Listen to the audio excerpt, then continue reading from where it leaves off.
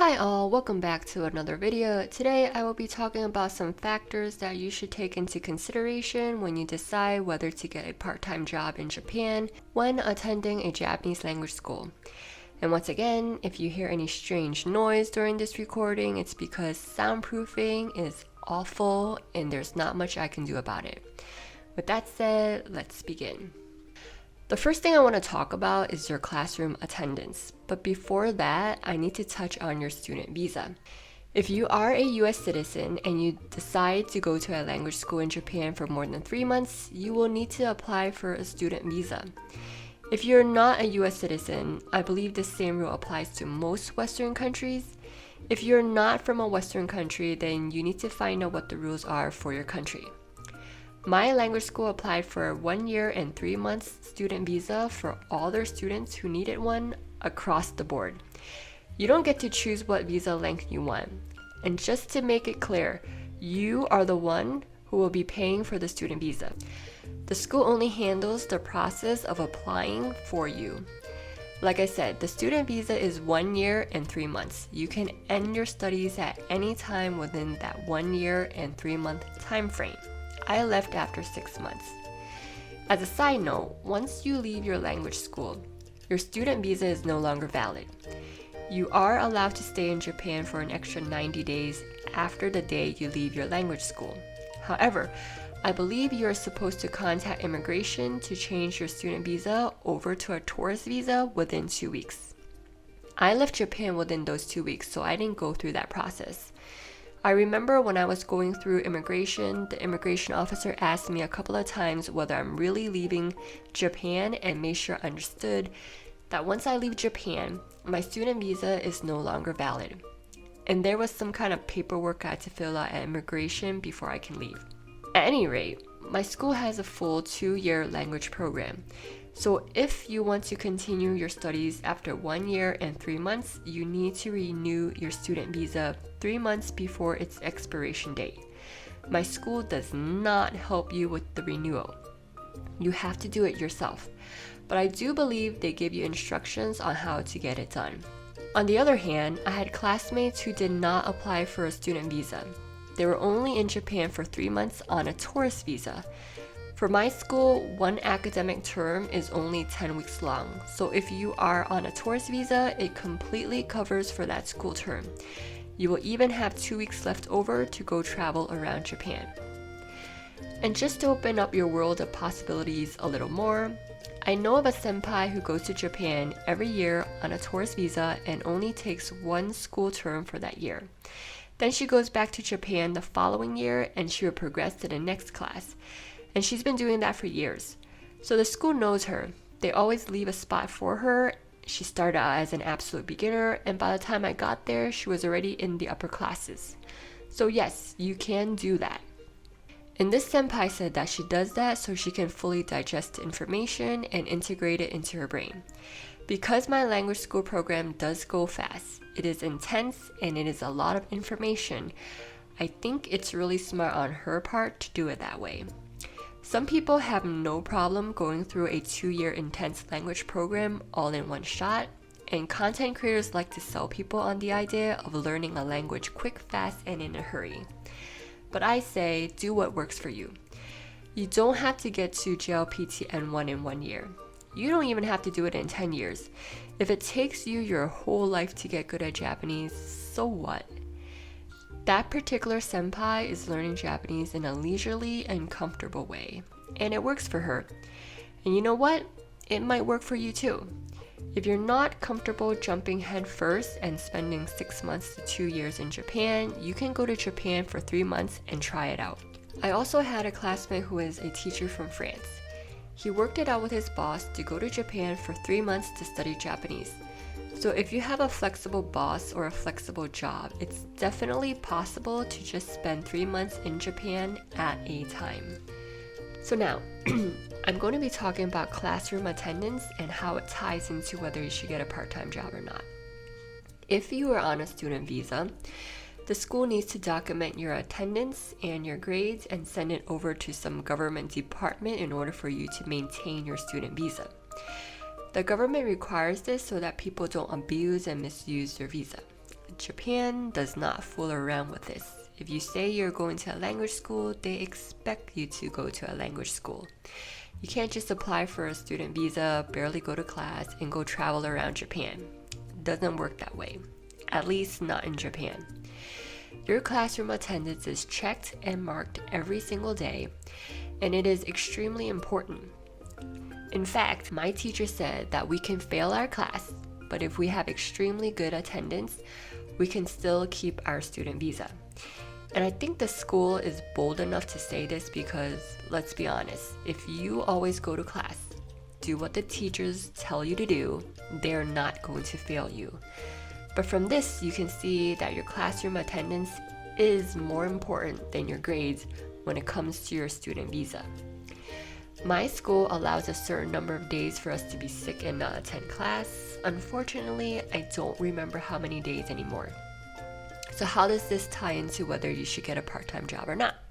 The maximum amount of hours you are allowed to work while attending a language school is 28 hours a week. Unless you have an upper intermediate level of Japanese, usually the only jobs available to you are teaching English or physical labor of some sort.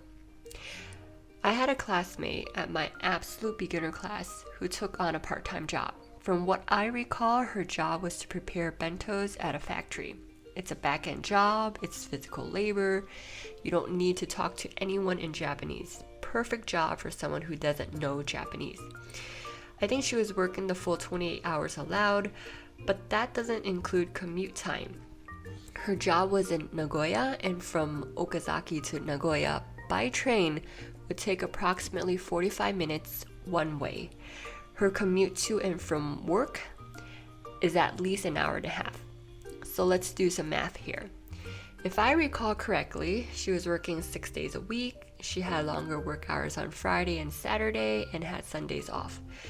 But to make the math simple, let's just say she was working 4 hours a day during school days. 1.5 hours for the commute time, round trip. School or classroom time is from 9 a.m. to 1:30 p.m., so that's 4.5 hours a day. That itself combined already takes up to 10 hours of her day. Let's say she sleeps 8 hours a day. That's 18 hours. So in a 24-hour day, she only had 6 hours of free time. Out of those 6 hours, she was expected to study and do homework for at least 2 to 4 hours a day. That means she only had about 2 to 3 hours left over to brush her teeth, take a shower, eat her dinner, commute to school, maybe relax a little, etc. As you can see, a schedule like this leaves very little leisure time. My classmate came to class every day just exhausted. Now, some people can do it. The question is, can you? And this is a classmate who relied on her part-time job to completely pay for her expenses. So if you are someone who is thinking about relying on a part-time job to cover your expenses while attending a language school, understand that this might be the type of schedule you are looking at. The other typical option for a part-time job is teaching English. I had a senpai who taught English to supplement his expenses. I believe he worked like 10 to 15 hours a week. That's not a lot of hours, but I believe he had to create his own course and teaching materials, so that definitely took time out of his life. Unfortunately, I don't remember how much he was getting paid. But to bring all this back to the main point, you don't want to get a part-time job that affects your classroom attendance negatively, because attendance is very important in maintaining your student visa. As exhausted as my classmate who worked as a bento preparer was, she came to class every single day. Even if mentally she wasn't there, physically she was. Now, I want to take some time to talk about homework and study time. The time you spend in class is only 4.5 hours. You are expected to spend anywhere from 2 to 4 hours studying and doing homework. I heard from my senpais that the upper classes don't really have homework. But if you are an absolute beginner or you are still in the basic foundation classes, which lasts 3 quarters, do expect to have homework. Every week, the teachers put up a weekly calendar telling you exactly what your homework is. The teacher does expect you to do your homework. But if you don't do it, They will not take points off, send you to detention, or whatever else. Like I said in this previous video, most of the students are working adults, so the teachers treat you like adults. With that said though, I do suggest that you do the homework. Doing the homework really helps review and reinforce everything that you have learned in class. Not only that, some of your test questions come from the homework. In fact, there were some test questions that came directly from the homework word for word. So it is actually in your best interest to do the homework. It gets pretty obvious when test time comes around who does the homework and who doesn't. Study time also takes up a lot of your time because you do learn new vocabulary words practically every other day that you get tested on. You also have a grammar test after you finish each chapter, and you finish a chapter every 2 to 3 days. So by the 4th or 5th day, you have a grammar test, which means you have at least 1 grammar test and 2 vocabulary tests every week. And remember the conjugations that I talked about in this video? Yep, those are fun. You have to spend time remembering those. Not to mention projects, presentations, kanjis, and essays that you have to work on. Those definitely take time. So yes, I am not kidding when I say study/homework time is about 2 to 4 hours every day. When you think about whether you should get a part-time job or not, keep that in mind. The third thing you should take into consideration is the value of your country's currency. I'm from the US, so $1 has the buying power of roughly 150 yen at the time of the making of this video. When my classmate was working her job as a bento preparer, she was getting paid minimum wage, which I believe was 800 yen an hour. And this was in Nagoya. Obviously, minimum wage differs from city to city. The average minimum wage across all of Japan as of October 2024 is 1,055 yen an hour. Keep in mind though, that in Tokyo, minimum wage is higher, which pulls the national average up. So if you're not in Tokyo, your minimum wage will be lower. 800 yen is roughly $5.27 an hour. And you have to pay income taxes on that wage to the Japanese government in the form of withholding taxes. Japanese language school students are not eligible for the working student deduction. So as you can see, if you are an American, an hour of your time isn't worth as much in Japan. I'm pretty sure that if you worked at McDonald's or Walmart somewhere in the US as a side gig, you would get more money than that. From what I know, in Texas, Wyoming, Georgia, minimum wage is $7.25 an hour, and in some states like California, minimum wage is $16 an hour. So if you are from the US, Canada, or Western Europe, it would make more sense to earn your money before going to Japan. If you are from a country where wages are a lot lower than what you would get in Japan, then it would make mathematical sense for you to get a job there. My classmate who worked as a bento preparer is from the Philippines.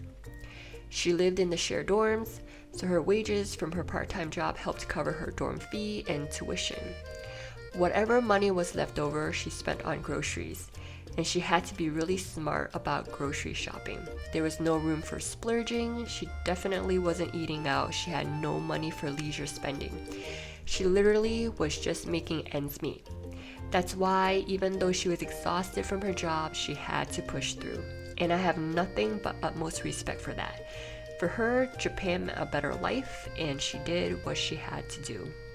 I think the only time I really encourage someone to get a part-time job, if you are from a Western country, is if the person wants to really hone their speaking and listening ability. And this requires an intermediate level of Japanese, at a minimum. I had a schoolmate who learned the basic foundations by herself, and when she entered the school, she tested into the upper classes. She was also someone who passed the JLPT N2. During her second quarter at the school, she decided to get a part-time job to help hone her speaking and listening ability. And with her level of Japanese, she was able to get a job in an office setting working as an admin staff. I remember asking her one day how she was doing at her part-time job, and she told me how she was struggling to comprehend everything that was being said by her coworkers and patrons. They were speaking too fast for her to understand, and it was just going right over her head. Mind you, this is someone who passed the JLPT N2. Furthermore, she told me how just because she passed the N2, it didn't really mean anything. And let me tell you, she was not the first person to tell me that. So for all the people out there who think passing the N2 means you know Japanese, yeah, I got news for you. That doesn't seem to be the case. People seem to get really caught up with the JLPT tests. I would even be bold enough to say they obsess over it. But learning Japanese to pass a test is very different from learning Japanese to communicate in day-to-day real-life situations. From what I know, the JLPT doesn't even have a speaking component. Now, I'm not hating on the JLPT, and I'm not hating on people who take the JLPT. I know people have to take it for various reasons. But just FYI, unless you are in Japan communicating with native Japanese people in a professional setting, don't think you know Japanese.